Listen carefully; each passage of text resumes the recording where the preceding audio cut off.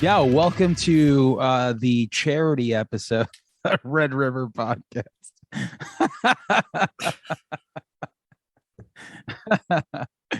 Oh, yeah, exactly. Neil was like, because it was supposed to just be me laying in, like, I guess when we were doing it at like 3 p.m., you couldn't do it, right? For me? Yeah. Yeah, I got company coming out, so it's a little crazy kind of day, but morning's all good. Okay. And then Parker was doing like OT. So I Yeah. was just like, yeah, I'm like, me and you hanging out. He's like, that doesn't sound like fun. So cool. Yeah, listen, Red River Podcast episode 123 with Neil Rubenstein again. So we're hanging. I think it's like your third time on the show. First was always interesting. It was like around the time that we first started talking. And I remember like Parker was like, oh, we should have on my friend Neil. And I was like, okay, cool. And then he got there, and I think Parker just stared at him, and I was like, all right, I guess I'll talk. That was in Parker's basement. Yeah, I was in Parker's basement. Yeah, for sure. Yeah, I wasn't on that one. I don't think I can make that the first one. You were washing your hair. I was on his second appearance. Second appearance. Well, that was like when we did the best of. I think we were talking Yes. about like maybe like rock albums or something. Something, yeah. So, yeah, Neil sitting in, I believe, Fort Wayne, Indiana, right? Yes, sir. So I'm still waking up. yeah, it's cool. Road dogging it, huh? I'm a little hungover. Yeah. Oh, really? I mean, like, but a bangover. Okay, yeah, I bang over. I was gonna say, you know, if you were gonna break edge, this would be like a, you know, we would be on Blabbermouth and Lamb Goat right now if you dropped that revelation. Well, I'm not Edge anymore. Oh, I didn't know that. Yeah. So right around Thanksgiving last year when I broke my leg, I got prescribed Oxy. Oh, Nice. And I didn't take it at first. I have a bit about it. I'm not going to do the bit, but Okay. I didn't take it at first. And then and I was like, fuck it, I'm taking it. And and now I'm not addicted to Oxy, but now I like I'll do things I'll do things socially and to help sleep and to help with pain and stuff. Whereas I wouldn't have done that in the past. so yeah, I mean that's a big one. I mean, for someone like me, like I never took oxys, but like that's because I was hooked on heroin. So, you know, like I kind of feel like we were on, you know, it's on the same level, you know. So like it's been a while. I remember the last time I did that was in 1998, so it's been a while, but I still Well, remember. Oxy's the classier way to go because it comes with the doctor script, you know. Yeah. It's the same thing, but you know. Yeah. I'll try heroin. Yeah, it's probably cheaper. It's probably cheaper. It's definitely easier to get. No one will give you Oxy. Yeah. Like when I'm like, well, there's this one kid at the club in Tulsa I work. He'll bring me Oxy all the time. But like if you ask for Oxy, people are like, oh, you have a problem. And I'm like, no, I just, and then as whatever you say after no is they're like, oh, that justifies my thinking. And it's like literally I only want to do it once a month. Like just like a fun party, you know, after a show, perfect circumstances. I want to just whoop, you know, and people are like, no, obviously you have a huge problem. You're addicted to heroin, and I'm like, no, dude, I literally I've done Oxy like 8 times in my life. I would like to make it 9. Yeah. and so like was it even like a big deal like mentally, like because I know you broke your leg and you broke your leg pretty fucked up, right? Like you're like you were pretty out of commission for a while. So was it like a mental thing where you're just like, I don't want to take it? Because anytime I got an operation, it was the same thing. It's like, oh, I can't really take this because of my history. So like I, you know, even when I got my eye operation, I didn't take really anything. They just numbed it. So was it even like like I would mentally kind of like, torture myself about it. Was it a big deal to you or not really? I would say that like at the beginning, it definitely was like when I first was like, I mean, I tried an edible like 4 years ago, and that was like really the first where it was just like I was making the hard separation. Sure. Like I wasn't How long were doing the you edible. edge before that? How long were you like? My whole Whole life. Okay. life. Never done anything. And Gotcha. so it was like it wasn't like when I tried the edible, it wasn't like, oh, I'm gonna start doing drugs. It was just I just wanted to end that part. You know what I mean? Like I just wanted to have a hard separation. I was just like, I'm like, because I stopped claiming edge a long time ago and Yeah. realized the toxicity of that mentality and like, you know, um it's weird that this went down this area, but like for me, it was like I was impossible to be around because I refused to take mood altering substances. You know what I mean?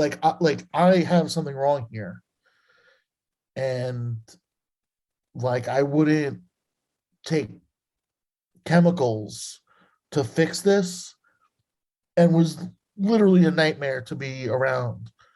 And it was like, what, like, because of a cult I joined when I was 16 and didn't know anything. You know what I mean? And then, like, I look back at some of those people, like, I mean, I don't want to air this laundry, but some of the people I was around back then, like, those weren't good people. Though they were just a different kind of bad people. Yeah, I get it. Yeah. You know, like some of them are good. Like I have lifelong friends that are still edge, you know, like that's I'm not, but there's like a toxicity to that behavior, to that mentality that like I I had to work really hard to get past. So like I wanted a hard edge on that, so to speak. So yeah, so I tried an edible. I was in Denver and like whatever, you know, everyone made drugs legal, but they made it mandatory. So I was like, all right, I'll do edibles. I'll see what it's about. It was fun. It was fine. I'm Yeah. still not like a huge edible guy. Like now that I'm like allowed It myself to do it. is it because it's like, so I've never tried an edible, but I mean like they seem kind of like if you eat enough of them, they could kind of like knock you on your ass. Was it just not like as fun?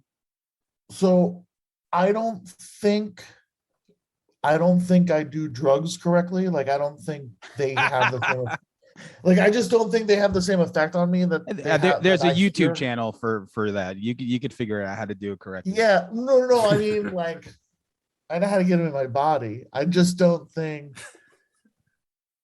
I don't think they work the same for me because I've tried a couple of different things now, and I have a buddy Dave, my buddy Dave at home in Oklahoma. He like will like experiment with drugs. Like we'll just like sit in the living room on like a Tuesday and like do like today we're doing this. It's like, all right, let's see what this does. And he'll like be like, he'll be like you know bundled up like watching the wall crawl and like he's like this is crazy and I'm like I'm gonna make grilled cheeses. I don't know what the fuck you're doing, man. Like, Yeah. like That they don't. I don't know. They don't that's work. that's like so like I mean Langan, I'm sure you remember this definitely for me, like that's what my teenage years were like for sure. Like we just went headfirst into it, and it's like we like I remember yeah, like the first time I took acid and stuff like that, I couldn't really, like, it was just crazy. And you see like these posters that my friends had and everything came to life. So like it's funny that you say that you're doing that now, because I think I wouldn't even know how to handle that, and I'd probably never come back from that trip. So but I'm glad you're having those experiences, because they are pretty they're a lot of fun, man. So so like you're in Indiana right now, but like so you left Long Island and then you moved to fucking Oklahoma. Grab this coffee. Yeah, go ahead. we would get fucked up and watch The Wall and be like, we're so cool. We're here. I can hear everything. It's just I just gotta. And we were My first time watched The Wall and the Woodstock movie. Yeah, because you're like, yeah, I remember. So I had this conversation recently with Ron Grimaldi. Like we were just like in love with drug culture as like teenagers, and we even went to the Chelsea where like Sid and Nancy, like, Sid supposedly like stabbed her. No one really knows. And we're like, hey, we're going to go here. We're going to do heroin and have sex. That's kind of like what we did. We're like, you and Ron? You and Ron Grimaldi? Exclusive right here. You just dropped that all casually. What? How old were you? When I did Last that, week. we were probably like 16, 17. Ron Grimaldi? No. I was just having a conversation with him about it. Oh. I thought I was like, you were doing heroin with Ron Grimaldi at 6. Like, I was like, that is. And then they fucked. That is an epic tale. That is. Shout out to Ron Grimaldi and his beautiful hair. His gorgeous hair right there. Definitely. He's a fuck. Like, I mean, do people watching this know who he is? Like, he's like. Yeah. I mean, he's been on. Like, he's a legend. Like, A couple of our highest listened episodes on YouTube are with him. Are his, yeah. He's like, I mean, I mean, I'm friendly with him on a personal level, but I still like when I see him, I'm like, I can't believe Ron's here. Like, he'll be in my car, and I'll be like, I can't believe Ron's in my car. Yo, so this is very true, and I think it was Dave Castillo that said he called him like the Oracle of Metal. Like, it was just like anytime you saw him at a show, he was just like he was just like, I don't know, like like Ron's here. But it goes beyond that. I remember we drove. I mean, it like some John Nolan show or something. I forget what it was, but we're driving back from the city. We're driving back from Brooklyn, and there's a homeless guy under the underpass. And Ron's like, "Is that Eric?" And we're all like, "Yeah, it's probably Eric, man." I don't. Yeah, of course you know the fucking homeless guy under the BQE underpass. Like, why wouldn't you? Yeah. If you say it's Eric probably. Yeah, listen, I mean, Ron's, he's definitely he's the homeless whisperer for sure. But like, I never met him until we started doing the show, but when I did, I was like, oh my God, I've seen that guy at every show I've ever been to in my entire life. You've ever been, and I haven't been like, that's that guy. Oh, that's who it is. All right. That's that guy for sure. Yeah, I know him too. But I met him because he sold me records when I was 14. He's love the guy. Yeah, no, for sure. He speaks highly of you too. too. Heroin with him. Nah. He writes the best reviews of Sam's band. Funniest reviews I've ever heard. Yeah, anytime I post a song, like I talk to Ron on a daily basis, and he's gotta be brutal. He's gotta be brutal about your band. I can't really post everything he writes, but the things that I can post, I love, because it's like if I post a video, even like it's just like he'll be like, "What was my favorite one?" I think it was like one of our first videos, and he was just like, "This song sounds like Elton John taking a bath," or something. Like, it was just something so ridiculous. But he's like, but it's very catchy, and I can't get it out of my head. So I'm like, all right. So like at the very least, but like he'll like if I post anything, like even this is how fucking amazing Ron is. Now that we're on the Ron show, I posted the band for Squirrels. I posted that video, with that song, and he messages me, and he has this long ass for Squirrels fucking story from like 95 or like 94. Like him and his friends were like egging people in the city. And I'm like, I can't believe I post for Squirrels, which is a pretty obscure band. Yeah. And he fucking has this long ass story about it, but he had no idea like the tragedy. But I'm like, he's in like, him and The Watch are like just like ground zero for like almost everything. Mm-hmm. But yeah, shout out to Ron for being amazing. But so Neil, how long have you been on the road? Yes. In this long stretch, or what? I mean, I don't know His- what you want to like. Yeah, his stretch is his stretch started when he left here. Like he's been on the Yeah. road for like How long have you been? Yeah, it's when did you leave? I left. I mean, I can get you an exact date. I left April. Geez. March 26th. That sounds about right. I like that. Okay. March 26th of 2021. Wow. And I mean, if you look at my route sheet, there's a 10-day period in June where I just lived in Rich Gascion's basement in Rhode Island and stayed with Jody in Vermont. No shows, just living with them for like 10 days. And then there's not another full weekend off until September. And then, 10 days off in October, 10 days off in December, and then January was a little rough because a tour got canceled. But other than that, I mean, we're talking less than 8 weekends off this whole.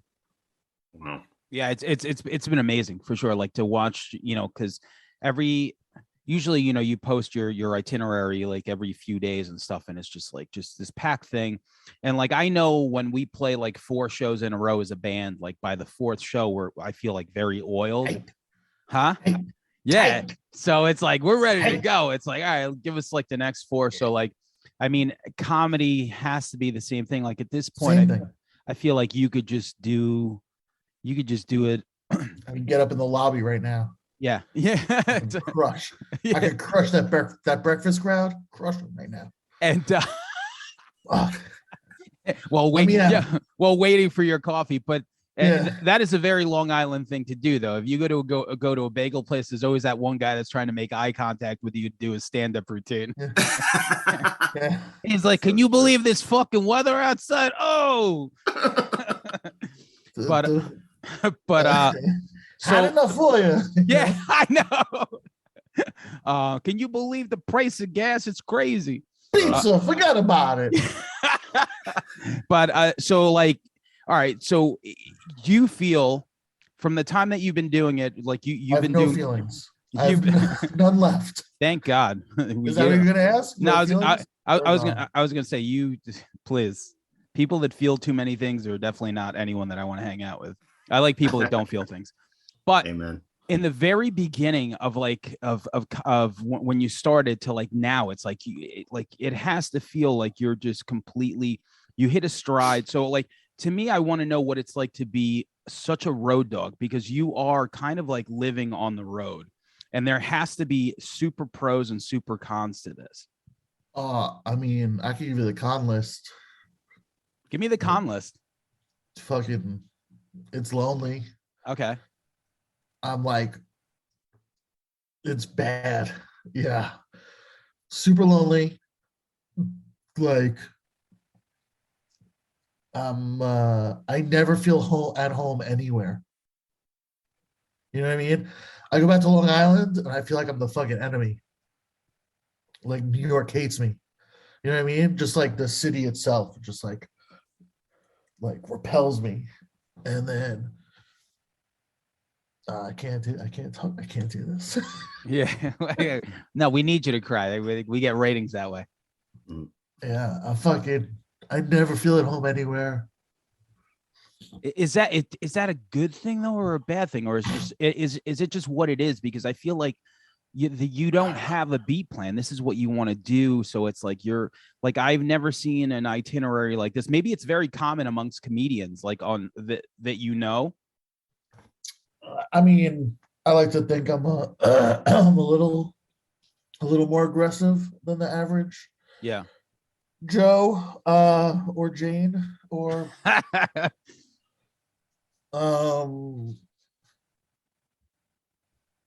yeah, man. I just because I lost a lot of time. Like COVID, fucking put a real damper on the whole thing. And then I went, and like as soon as clubs in the rest of the country started opening, I just started going out again. So like around October of 2020, I went to like Wichita and Tulsa and Oklahoma City and Vegas and whatever was already cooking, I was there. And then when I got back, I did like a month, October, November of 2020. And when I got back, I immediately broke my leg. And so I was back on the shelf for like, it ended up being 16 weeks with no shows, just like Zooms and stuff. And Yeah, as soon as I could, Zooms. I was gonna say Zooms. So like creatively, like when you broke your leg, like did it help you like write more, or was it more of just kind of like, man, this fucking sucks and like I don't want to do anything? yeah. So like I'm already, I mean, I don't know how well anybody knows me. I'm already like a lunatic. Like I'm already like suicidal maniac, manic depressive, anxiety ridden. Like I'm a nightmare to begin with. And then COVID put me in a bad place. And then when I broke my leg, and then they were like another, like it was like 14 more. It ended up being 16 weeks with like all the bullshit. But when he said it could be 14 weeks, I was like, load the gun. I can't do another 14 weeks on the couch. I can't do it. Yeah. I and it's funny because we have conversations, and so the conversation usually goes, I'm like, yo, what's up, Neil? How's it going? And like, I feel I would be like something like super like kind of like bummerish. And I'm like, all right, man, just checking in. Good to talk. Because like just to a moron like me, like I can't like relate. Like that's the one thing about like I maybe just from like growing up and being in jails and rehabs and like just basically having like the worst outcome until like my middle 20s and later. Like to me, like I want to fucking face fuck every day. When I wake up, I'm like happy. I'm like, this is cool. I'm like, I get to write a new song. I get to do a podcast with my buddy. Like You just like freedom. You like freedom. I guess I just like I don't want it to end. Like my life, I love my life. So whenever I talk to someone with the opposite view on that, like I get it, but it's just like, man, I wish I could relate more to that, because whenever the conversation goes like that, I'm just like, damn, I'm like, I wish I could just kind of like shake Neil and be like, yo, life is so good. It's like, go. But that's the thing. It's like, I've done it. Like I did the coolest shit You my did. whole life. Yeah, you did. I did it. And it's like, it's not getting cooler. It's getting harder. Yeah. So it's like, oh, well, if it's not going to get cooler again, Yep. and I stick around because like I see like cooler shit on the on the horizon, where I'm like, oh, like that's a cool thing I'm about to do. Like, let me go see what that's about. Like, let me go poke that with a stick. But if it turns out that it's like, oh, that's way worse, I'm gonna be like, all right, peace out. Yeah, I mean, this guy, from like tour managing some of my favorite bands to annoying the shit out of Tony from No Doubt. I mean, you've done it all across the board. I mean, I've seen it. You know what I mean? What is the annoy Tony of No Doubt story? I don't know this one. Oh, really? Yeah. Can it be told? Can it be told? If not, we'll just chop this, but I respect that. Yeah, I'll tell this. All right, I'll tell this.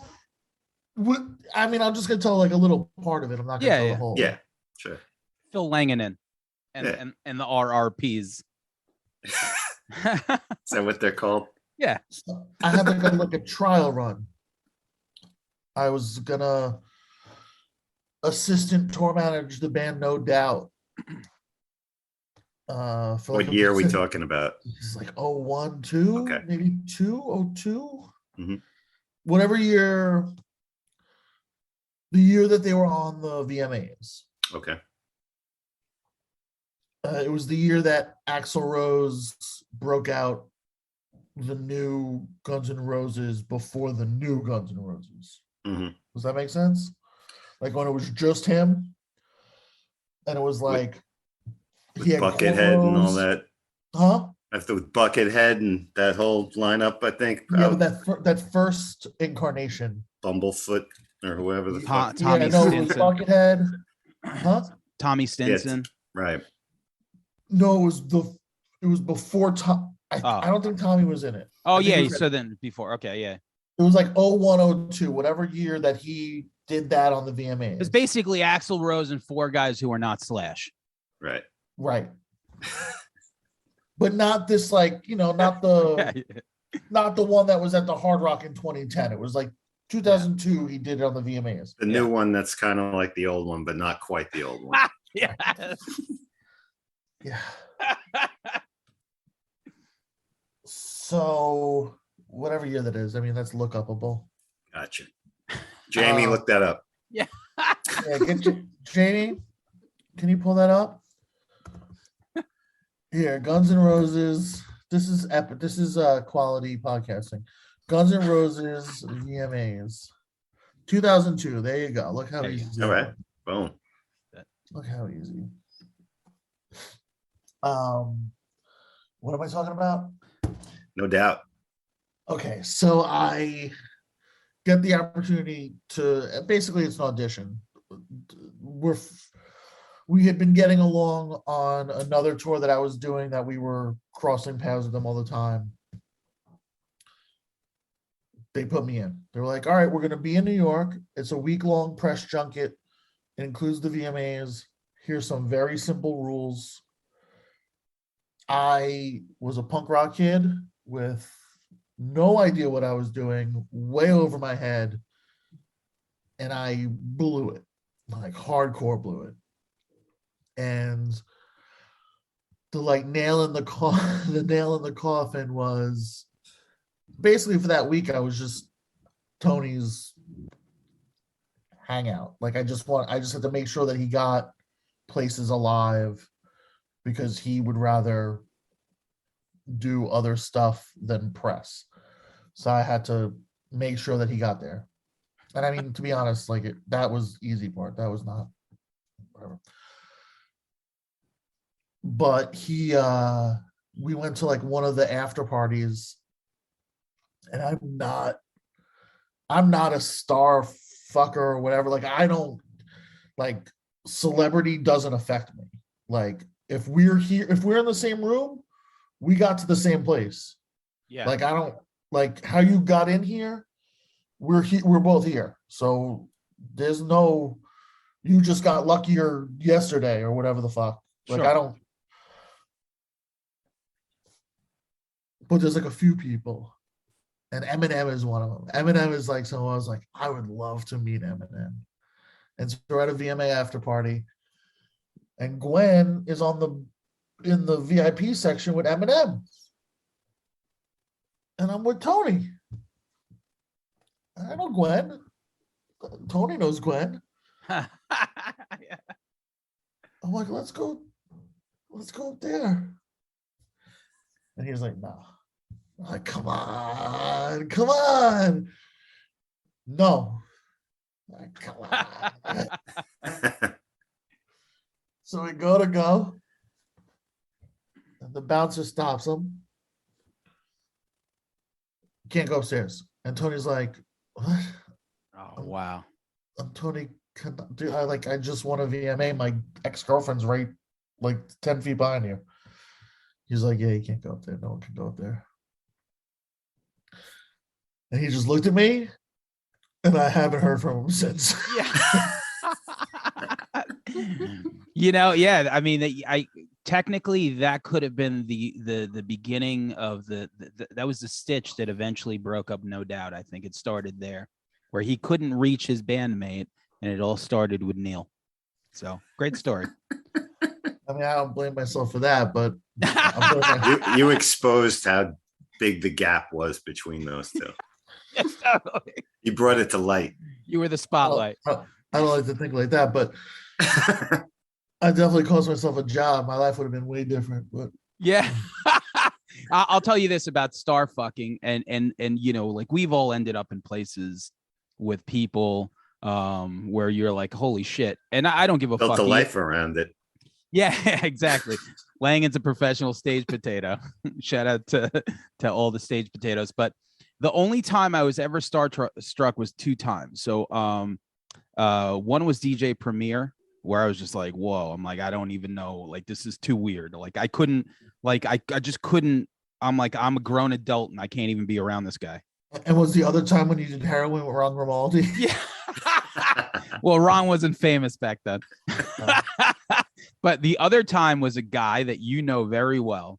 And anytime I see Walter Schreifels, I go the opposite way because I just like, I'm like, I'd rather just not talk to this dude because it's like I don't know, like as a songwriter, I'm like, I can't even be around this guy. So anytime, I even saw him like 2 weeks ago when I went to the Knitting Factory, I was like, yep, I'm leaving. Peace. Listen, look, I'm gonna tell you right now, like there's a lot of like never meet your idols or like whatever the fuck. I'm not gonna tell you to work for the guy because it might change your opinion of him, but like he's a very nice guy. Like No, you're yeah. gonna like you're not gonna feel you're not gonna feel weird around him. Like especially like meet him with Dubin. Yeah. Like you'll be fine. He's super down to earth. He totally gets it. He's just a hippie. Like Yeah. you'll be like, yeah. I'll be fine. He's not one of those guys. You can't. Shout out to Wally. There's guys in that world. There's guys like around him that like fuck those dudes.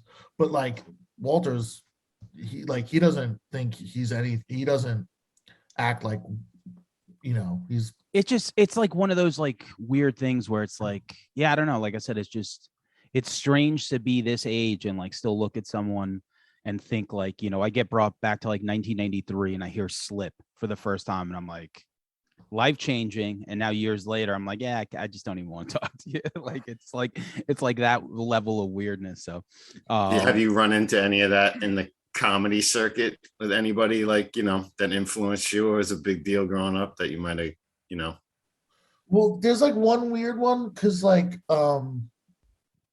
I kind of watched Nate Bargatze get good and big. So I started in like 07. I did like a little run like 07 to 09 and then kind of like packed it in. But in 07 and 09, Nate was in New York City and he was like doing just grinding, just like doing what everyone else does in New York City. Like not, he wasn't like Nate yet. Mm-hmm. And then coming back to it and he's like a thing.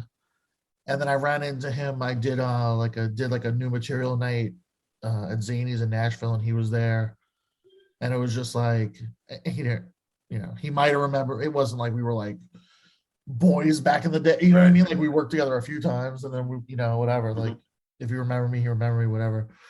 And then like to see him there in that context, like now that he's a fucking huge star, and like did it the way, like did it on his terms and did it like just as a stand-up, like no like sex tape, no other, you know what I mean? Just like no reality show, just I'm a stand-up comic.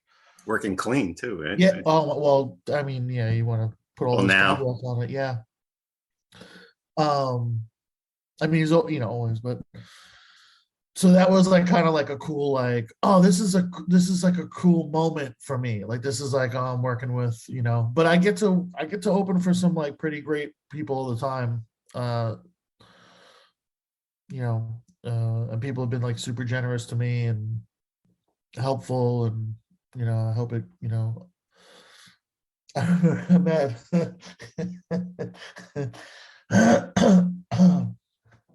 Come with it. I met Louis. So, do you guys know Sean Donnelly? Sounds familiar. I don't. Yeah. He's a Long Island guy. He's a comic. He's phenomenal. But he's like, he's like one of us. He's like like I know him from the skateboard days, like tons of friends in common. And he's like he took like a mentorship-y kind of role for me for a little while before the pandemic. And he was working the cellars, and so like at the end of my night, I would always swing by the cellar and give him a ride home or offer him a ride home. And that was like a cool, like it was a cool experience. It was a cool thing to like go to the cellar late at nights. You know, I saw Chappelle drop in, I saw Rock drop in, like you know, the things that you hear about the place, they're all true and they're real, and it was fun to go there, whatever. And I remember going there one night, and my eyesight's atrocious, and it's not like they look similar, but they're both like balding, not the best shape, Irish potatoy looking guys, you know. So I'm at the front door of the place, and there the comics table's the back.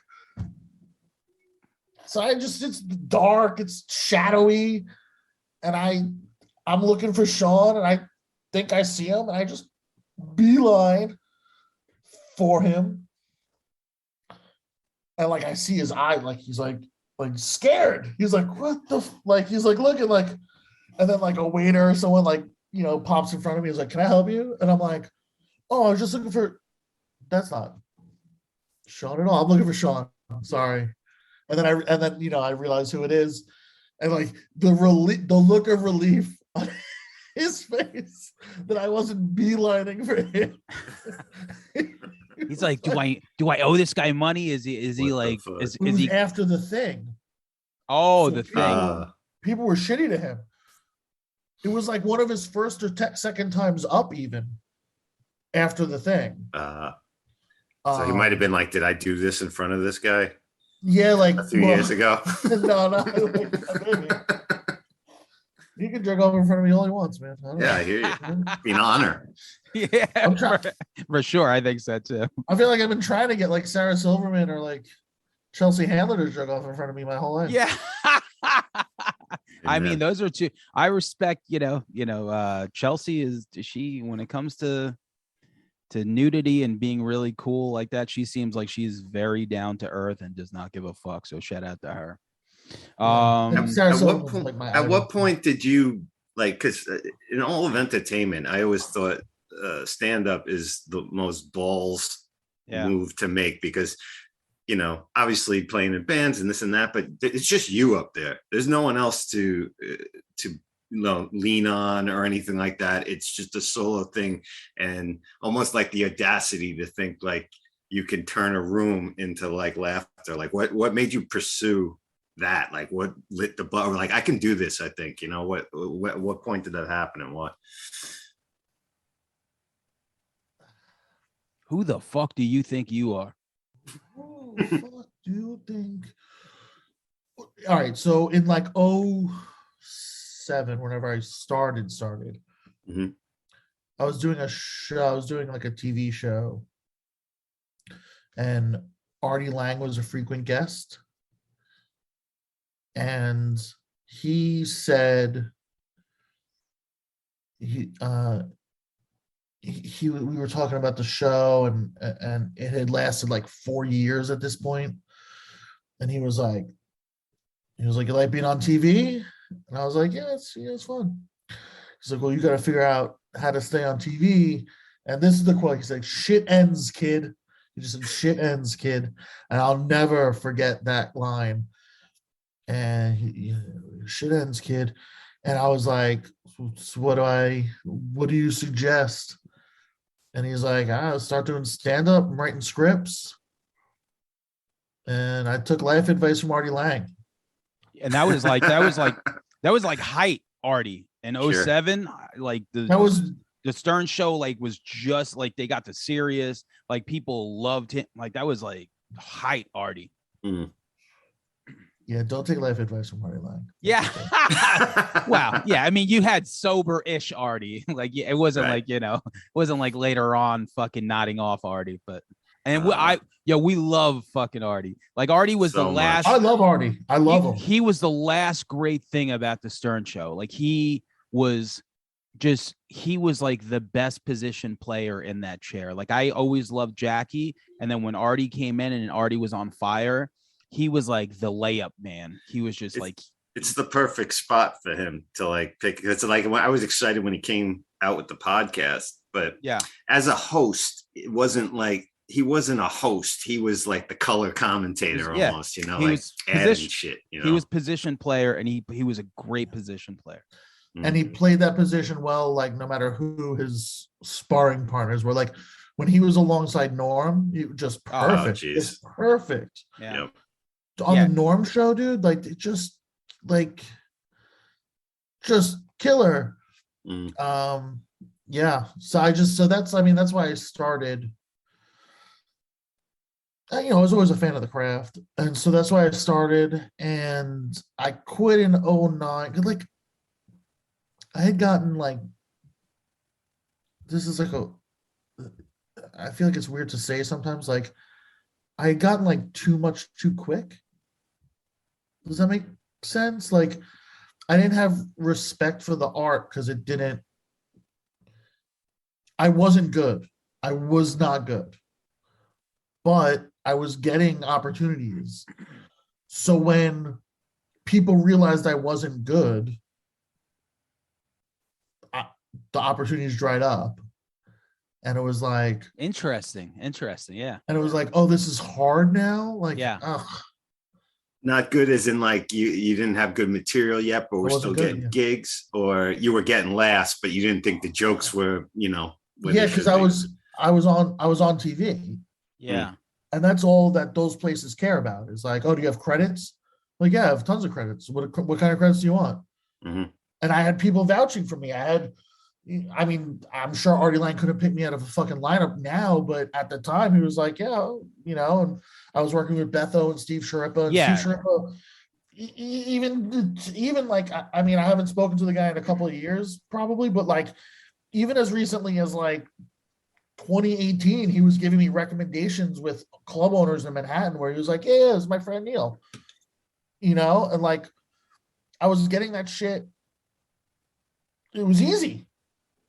And then when I sucked, they were like, oh, we can't book this guy. He's been doing it for six seconds. That's so funny. I you know, like to think of that, like, you know, and I'll draw the parallel. Like when we started playing shows, like, you know, like we were terrible because we just started playing shows so late in life. Like it was like I started playing music like when I was like 27. And I was like, cool. And like people still came out to watch us and we were friends. And then as we just sucked nonstop, I'm sure.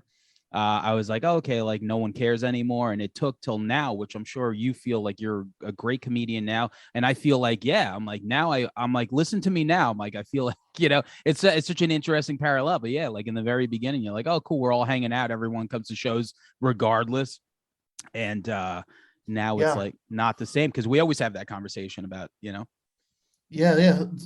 I mean, it's 100% the same thing because it's like, people would come out to see me and it would be like, oh, we're not coming out to, you know what I mean?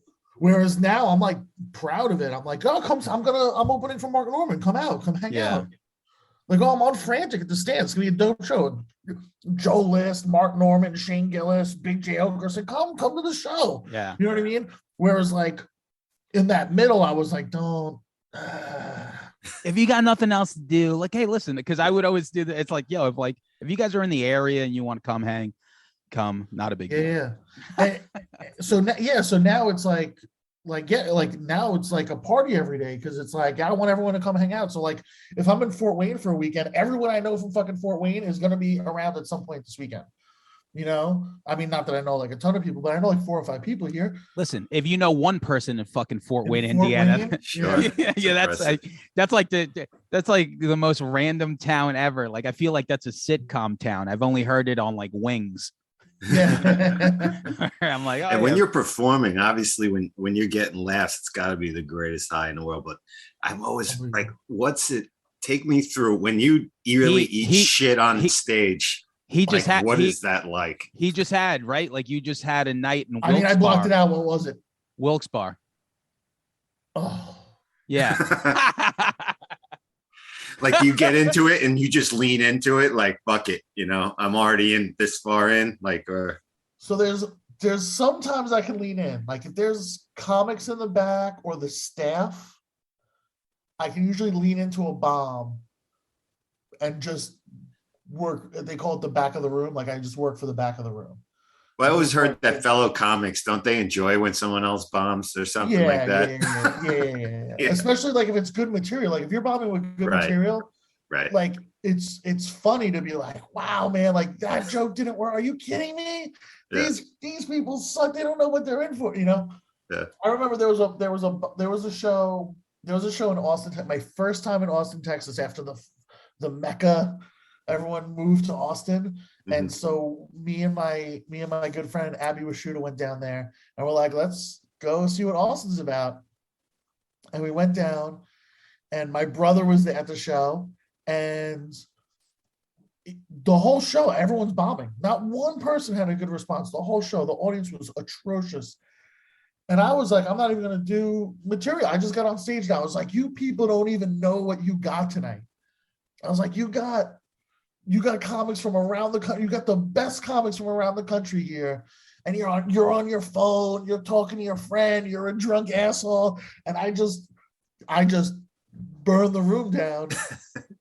I mean, not trying for laughs, you know, and like even the comics were like, yeah, I'm gonna walk this room. I don't give a like I was like, I'm walking the room.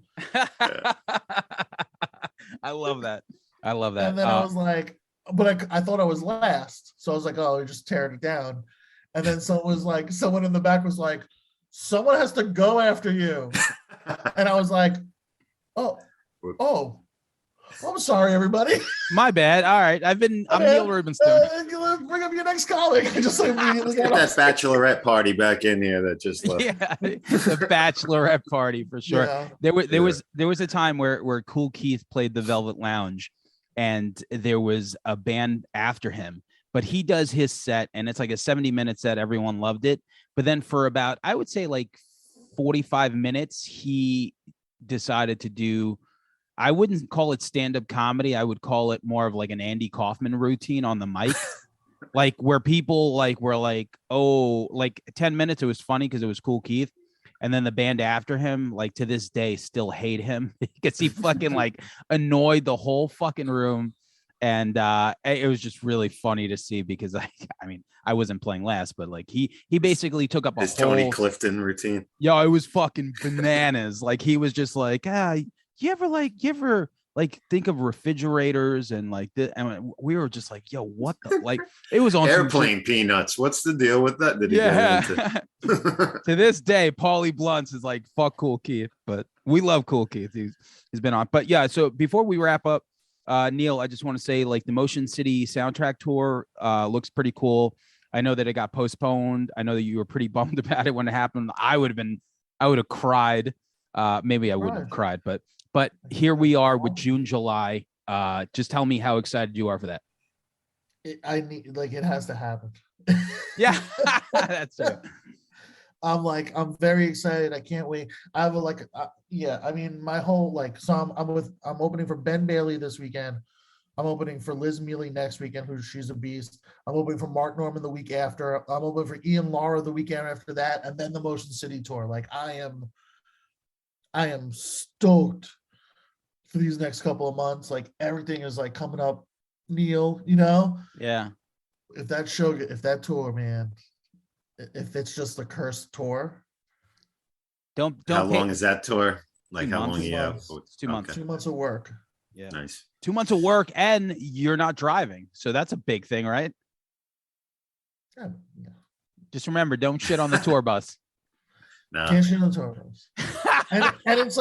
and it's like those are my dudes, you know what I mean? Yeah. Like I mean, I've been friends with those guys for a long time, and like, you know, I'm like, it's gonna be like even the week that we were out in the COVID bubble when the tour got canceled the first time, like, I mean, even that was fun. Like there was like a overall umbrella of like sorrow, but you know, get lunch with Tony and Jesse every day is fun, you know? So it's like, well.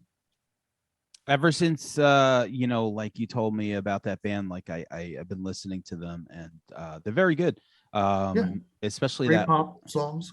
Yeah, I mean, I would always see the name, and like, to be honest with you, there was a time where people mentioned them, like somebody would be like, oh, you guys kind of remind me of Motion City Soundtrack to Us. I'm like, I don't know who that is. And now I listen to them because you were doing the tour with them. Really cool power pop songs. So super happy for you. I love what I love about them is like the juxtaposition between like how happy the songs sound Very much, yeah. and how depressing the lyrics are.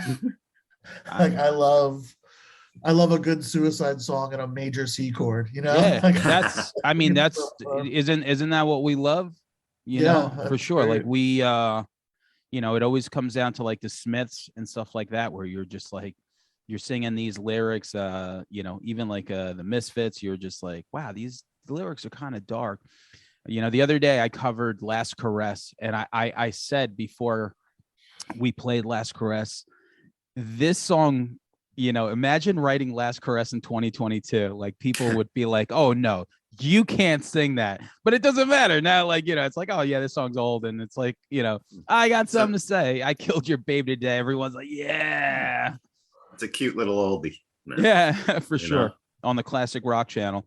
Cool. All right. So, I mean, listen, I think we covered basically everything I had. How has Oklahoma City been as your new home? Like, does it, I mean, not that you're really there much, but like, does it feel like home?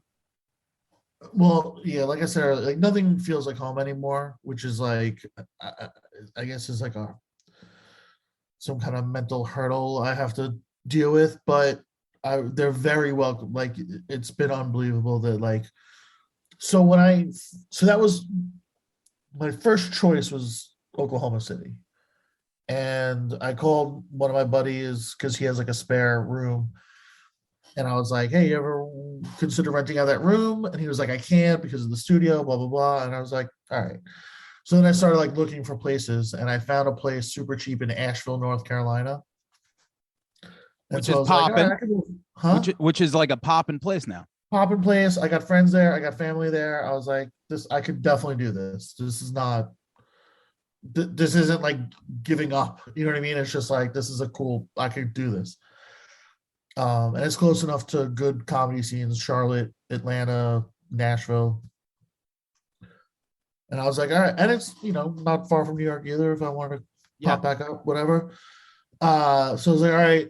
I put a deposit down on a place, and I was still on the road. So it was like, maybe I put the deposit down in May, and I was like, I'll get there in August. And then in that time, my buddy Dave from Oklahoma calls me, and he's like, you're not moving up north. You're coming to Oklahoma City. He's like, give me a couple of minutes. Let me work on this. Yeah. And he found me a place, like basically the same price as what I was going to do in Asheville. And then, I met the guy who I was going to move. Like I met the guy whose house it was, and we hit it off. And like, that guy is like, like I remember posting the other day, I was like, if I end up living in St. Louis, it's because of these two. Like, and I posted my friends in St. Louis, who I love St. Louis. I love the people that I'm friends with in St. Louis. Like, I have good friends there too. And I posted, if I end up in St. Louis, it's because of these two. And then my roommate/landlord replied to me and was like, you're not going anywhere. Stayed in Oklahoma. That's and good. It's like, oh, that's nice. You know what I mean? Like, that feels good, and how long before Oklahoma hates you though? Well, that's the thing. So I feel like I have a 6-week shelf life with everything. You know what I mean? If I'm with you for 6 weeks, those first 5.5 weeks, like, we're probably pretty good. That 6th week we turn, and then it's like we find out right away. Like, are we really boys? Are we meant to last? Yeah. Or are we gonna have a rough rest of the year? Are we like Sam and Ron at the Chelsea Hotel? Yeah. Or we like sit at Nancy and I'm stabbing her in the chest. You have like an expiration date. Almost. Yeah, for sure. I'm a nightmare to be around. I get it. I fully get it. I remember my brother.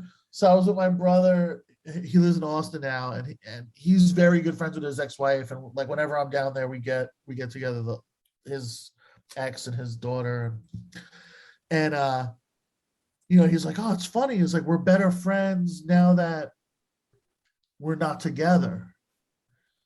And I'm like, yeah, because the Rubensteins are impossible to live with. Like, yeah.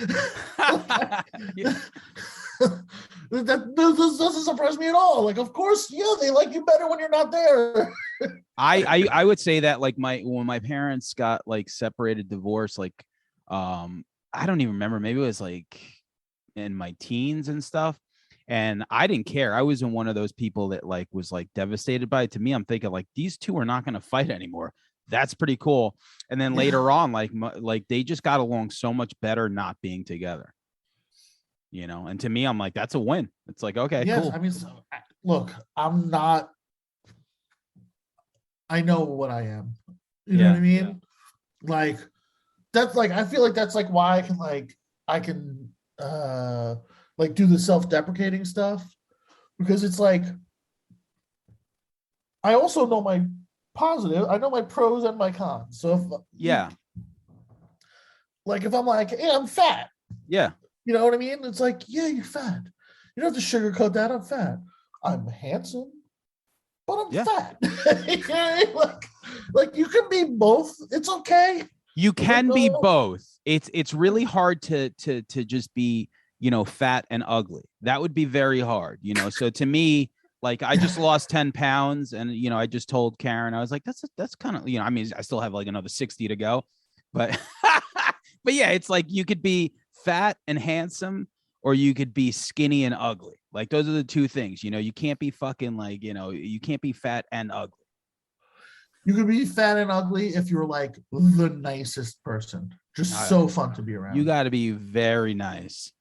Because you have to be so fun to be around that it radiates through the ugly, because people aren't like, that's like psychologically people are like, oh, there's no body shaming or whatever. Bullshit.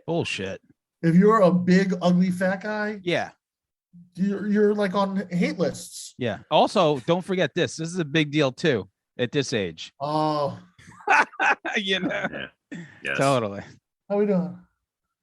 Like, all right, okay. All right. It's fine, But so real quick before we end this, as a fat guy that's on his way to Queens to go get some Colombian food, what are some of your favorite spots that you've eaten at? Because you're driving all over the country. Mexico Tipico in Milford, Connecticut. Taco Rey, REY,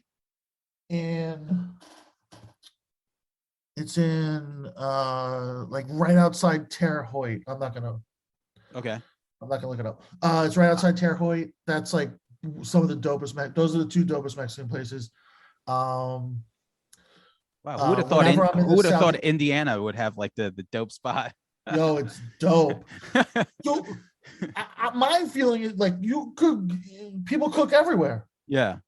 I don't know. I mean? Like, I don't have. I'll try. The only thing I remember about Indiana is Woody Boyd lived there. I think he lived in Woody Boyd from Cheers. Right. he was in Hanover. So I don't know. Yeah. And when I'm in the Southeast, there's a burger chain called Jack Brown's. It's as far north as Cincinnati now. It's a burger craft beer bar. Yeah. And it's just like 10 burgers on the menu, no substitutions, no lettuce, no tomato. It is what it is, yeah. They have a burger called the Cobra Kai. It's cream cheese and habanero jelly. Yeah. I like a burger with kick, so I need some kick. And then they have like a daily special on Wednesdays. They have the Popeye, which is spinach and artichoke dip and frizzled onions. Yeah. Jack Brown's, baby. That is gotta be. So the two things that I would imagine traveling the country like you do, getting to eat it at cool spots that you would normally never get a chance to, and also listening to a lot of music and podcasts. So yeah, I get into ruts where I just listen to the same thing a lot, but I go back further, I feel like now. Oh yeah. like I listen to a lot of 70s. Sure. Like I've been on a huge Cat Stevens kick, like just everyday rocking Cats. And also like I'll do things like where like I never listened to, for instance, My Chem. Okay. I never listened to him. Me neither. But then like, you know, I became friendly with Frankie over the past few years. And so I was like, oh, let me just people see what the latest about. Let me see what this is about. Yeah. And like now I'm like on a huge My Chem kick, like 20 years too late. You know what I mean? I think so. They have like 4 or 5 songs that I think are just phenomenal. When I hear that I'm Not Okay song, I'm thinking, or Helena, I'm thinking like those are the 2. And then there's one on a later record, Party Poison. Okay. Or Poison Party. Those 3 are like, those are bangers because they're perfectly written. Like you hear I'm Not Okay and you're like every octave, like it's like, okay, like it's like simplistic, like as far as like the guitar playing, because it's so repetitive, but that's what makes it awesome. And then the melodies and then the structure, and you're like, oh, you guys wrote a perfect song. And that's what you need, you know, like when you're playing that stadium and you play I'm Not Okay or Helena, you're like, everyone's like, oh, this is the banger. Yeah. And to lead a record, like to lead a big record with that song Helena, like like that band was destined for whatever the fuck they got. Yeah, I mean, and they're doing their thing. Like Alkaline Trio, like I can't stand them, but there's like 3 or 4 songs where it's like, all right, those are like those songs are some of the best songs ever written, and then everything else is trash. You can throw everything else right in the garbage. Oh, do you know what they are? Because that's like my favorite band, my favorite modern day band. Is Alkaline Trio? Yeah. Oh, it's trash. They have 4 good songs. What do you know what the songs are off top? Stupid Kid. Okay. Is This Thing Cursed? Oh, good one. We've Had Enough. Okay. That might be it. Those 3. There are 3. Yeah. Interesting. Yeah. You throw everything else right in the garbage. I couldn't. I'd be fine. And every time I try too. And my buddy Mikey is like my pop punk guru. Like he's the one where I'm like, what am I missing here? You know what I mean? And he's like, you're not missing anything. He's like, you're right. So it's funny, like when people try to like label my band as pop punk, it kind of like hurts my heart a little bit. Maybe we are. I don't really know, but like when people do third that wave emo. when that might even hurt more. But when I don't know, just the word emo. Your favorite bands are third wave emo. Are they?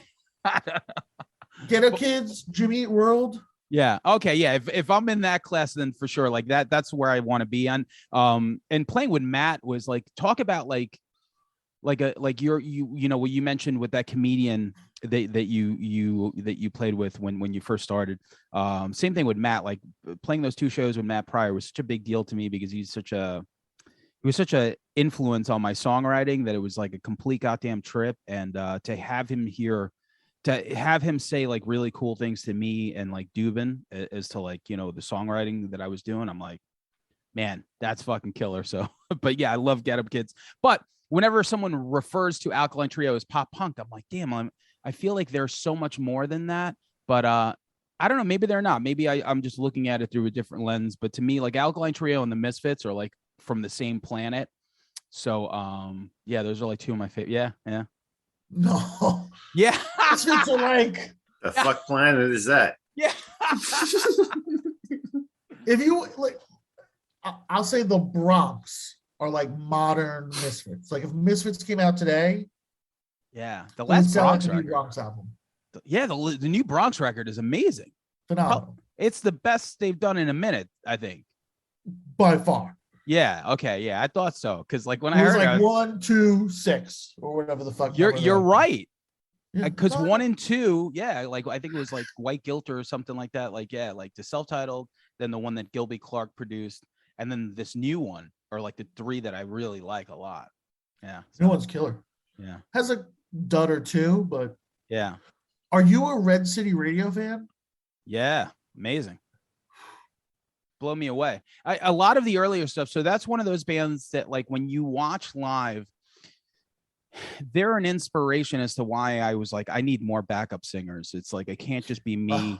You know what I mean? Because like, it's like guys, Those guys, yeah. How? Well, but he writes sick melodies. Like he writes. But then when they do it live, it's like, how do all four of you guys fucking sing? Like that's when you see that live, it's powerful. Like you hear it on the record, it's cool. Like you could do whatever on an album when you're recording, but when you perform live, that's what we got. Like Jess and Jason. So there's like three of us doing vocals when we do our thing live. But like when you see Red City Radio, it's like power. It's like four of them and they're on point. They're the total package to me because like they look it and they sound it. Yeah. And they act it. Does that make sense? No, absolutely. Yeah. Garrett's fucking super talented. He might be the longest member in the band now, I'm pretty sure. But like he and like with every band. They're OKC. They're Oklahoma City. Oh, I didn't know that. Yeah, Edmond. Okay.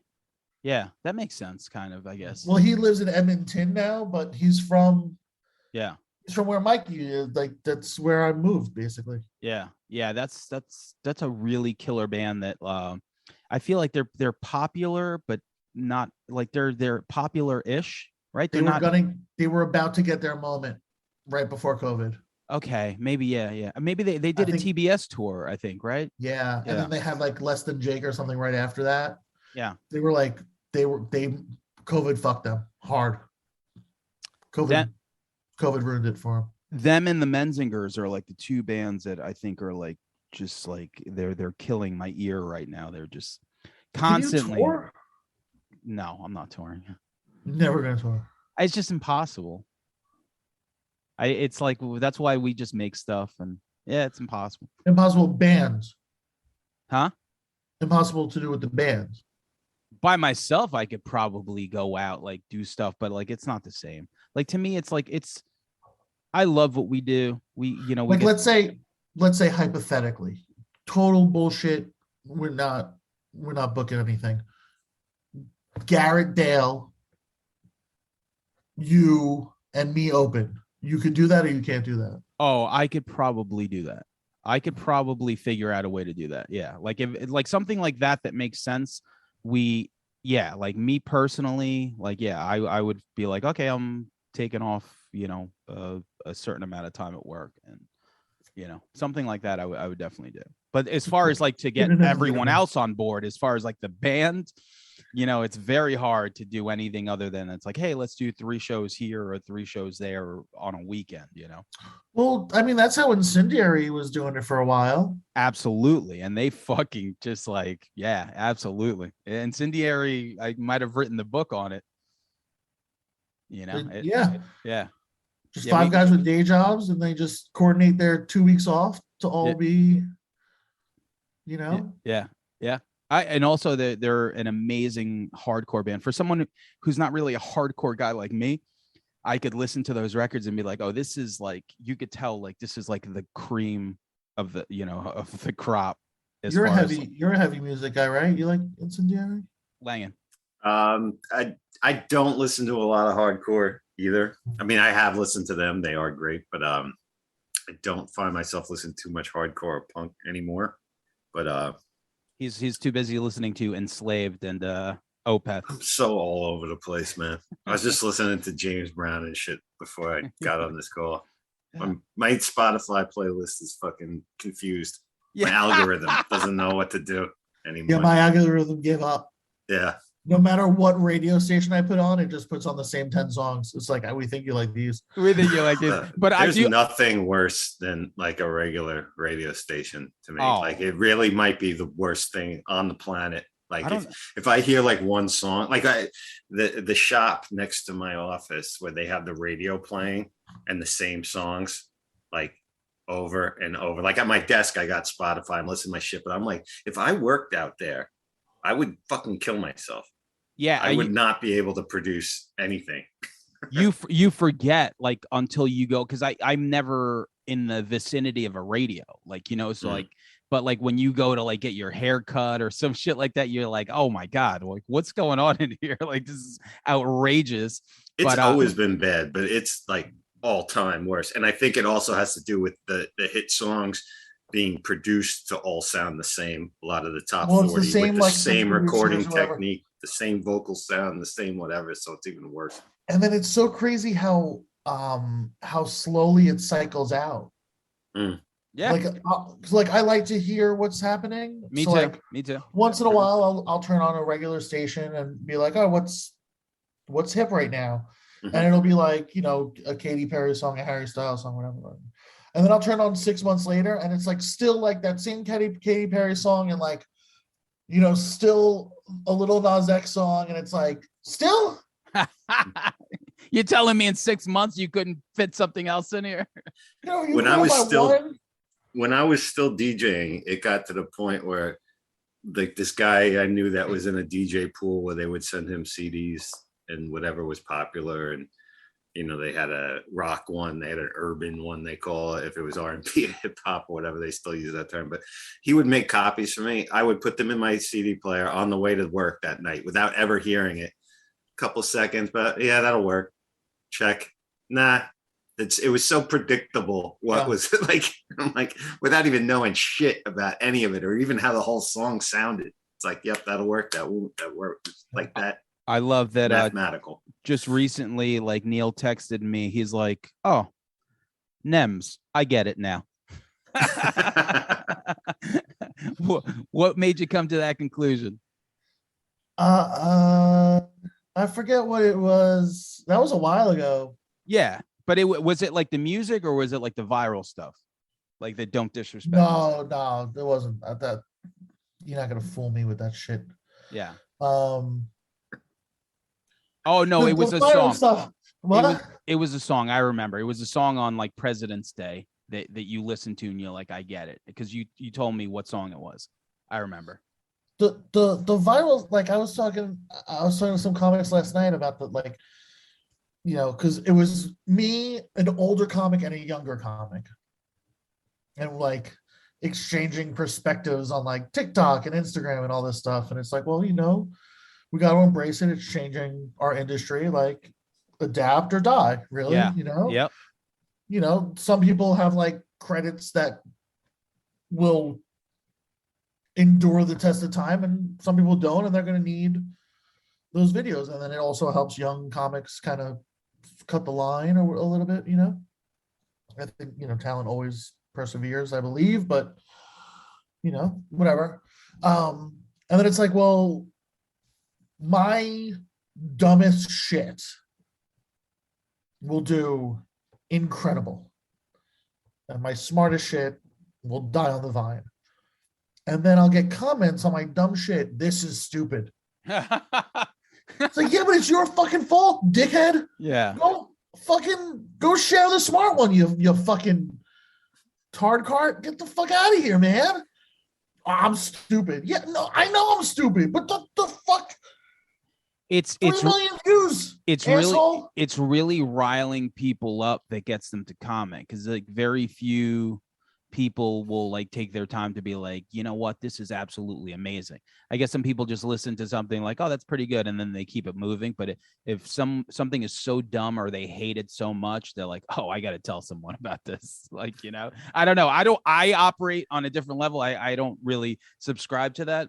But I guess most people, like, you could fucking scroll through the internet and you could find, like, I love when like Ted Nugent plays the Paramount. I'm like, oh, let me just read these comments because I know it's going to be good. And it's like, it's just like 100 comments of people that are never going, never listening, talking about how much they hate Ted. And I'm thinking, like, why would you even waste your fucking time to like, it's like. I think the other way too, though. The other way. Yeah. Thank God, a real American. Yeah. It's fucking crazy. I'll buy 10 tickets just for me.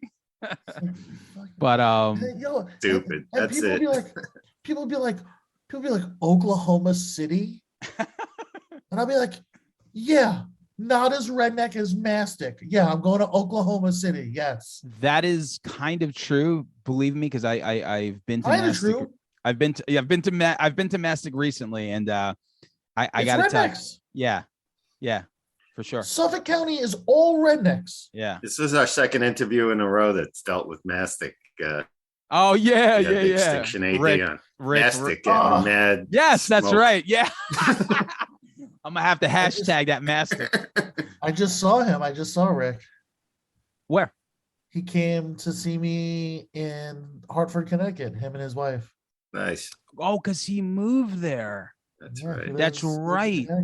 Yeah, because he told us on the last show, and he's like, "I'm in Connecticut." I was like, "You are?" I'm like, "That's so fucking random." And he explained to us the situation as to why. But yeah, what? Get the fuck off Long Island. Everybody move off Long Island. The place sucks. I'm here.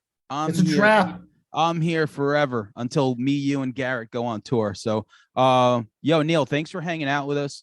I gotta go. Man. I gotta go to Flushing, to go get some Colombian food and meet up with my dad and hang out with the nanny. Hang out with Fran Drescher. Yeah. Oh, I wish. I love. You know what? We did a top 10 celebrity crush list like 2 episodes ago. And you know, I thought like Fran Drescher was pretty fucking smoking back then. 100%, bro. Yeah. Still 100%. Yeah. Yep. Yeah. Yeah. Like Fran could still get it. She was on The Mayor. She was playing like an aging sex symbol. Okay. They called it a trampage. She was on a trampage. Oh, that's funny. And I was like, hell yeah, Fran Drescher could still get it. Oh yeah, absolutely. She was always and boobs were never big, but she didn't need it big. She had a great body, like great ass, and her face still looks amazing and stuff. But if you're from New York, the voice isn't a turnoff. No. You know what I mean? Like I can see someone from like Indiana being like, what is that accent? But from New York, like, yeah, grandma. So I like our mutual buddy Mark O'Connell, we were recording some drums like last week, and me and him were in the car, and he turns to me and he's like, yo, how did Dave get that accent? Like the bass player in our band. I was just like, what? Because like Dave like sounds like Marky Ramone. And I just thought it was the funniest thing that 2 guys from like Long Island are wondering how the third guy sounds the way he does. Yeah, we're drinking beers and Wantagh. Pizza, forget about it. Yeah. So cool. Yo, Neil, thanks for hanging out. Thanks, man. Yo, thanks for having me. Thanks for bringing Brian. Yes, I know. Totally. He's the only one that actually had questions. Thank God. Yeah, I know. Totally. We're just me and you looking at each other. I'm a professional. You know, but thanks for the has Karen. Yeah. Thanks for the charity that you gave us. Don't forget us when you become a gigantic comedian after this Motion City soundtrack tour. And man, yo, kill it. I mean, your itinerary is crazy. Hopefully we get to link up when you come back. I know we had dinner last time you were here, so hopefully we can do it again. And I guess that's it. That's it. Have a good show. Man, good luck. Thanks, man. Thanks, guys. Thanks for having me. All right. Good. I'll see you soon.